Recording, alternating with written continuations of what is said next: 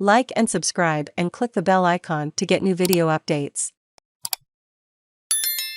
G7 counters China's Belt and Road Program. Group of 7 leaders have pledged to raise $600 billion $864 billion Australian dollars in private and public funds over 5 years to finance infrastructure in developing countries and counter China's multi-trillion-dollar Belt and Road project.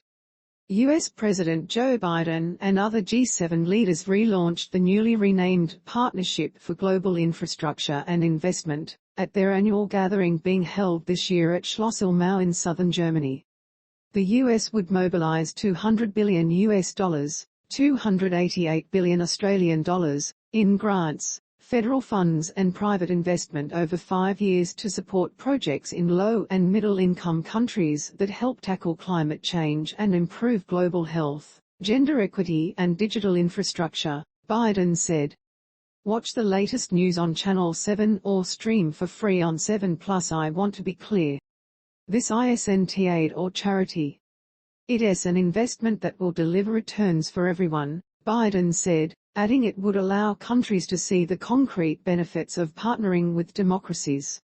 Biden said hundreds of billions of additional dollars could come from multilateral development banks, development finance institutions, sovereign wealth funds and others. Europe will mobilize €300 billion for the initiative over the same period to build up a sustainable alternative to China's Belt and Road Initiative scheme, which Chinese President Xi Jinping launched in 2013, European Commission President Ursula von der Leyen said. The leaders of Italy, Canada and Japan also spoke about their plans, some of which have already been announced separately. French President Emmanuel Macron and British Prime Minister Boris Johnson were not present, but their countries were also participating. China's investment scheme involves development and programs in over 100 countries aimed at creating a modern version of the ancient Silk Road trade route from Asia to Europe.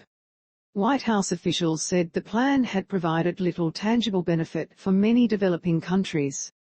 Biden highlighted several flagship projects, including a $2 billion $2.9 billion Australian dollars solar development project in Angola with support from the Commerce Department, the U.S. Export-Import Bank, U.S. firm AfricaGlobal Schaffer, and U.S. project developer Sun Africa. Together with G7 members and the EU, Washington will also provide $3.3 million $4.8 million Australian dollars in technical assistance to Institut Pasteur de Dakar in Senegal to develop an industrial-scale flexible multi-vaccine manufacturing facility, a project that also involves the EU. The U.S. Agency for International Development will also commit up to $50 million $72 million Australian dollars over 5 years to the World Bank's Global Childcare Incentive Fund.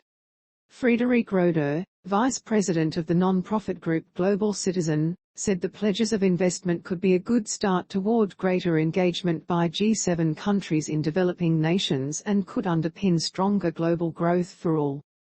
G7 countries on average provide only 0.32% of their gross national income, less than half of the 0.7% promised, in development assistance, she said. But without developing countries, there will be no sustainable recovery of the world economy, she said.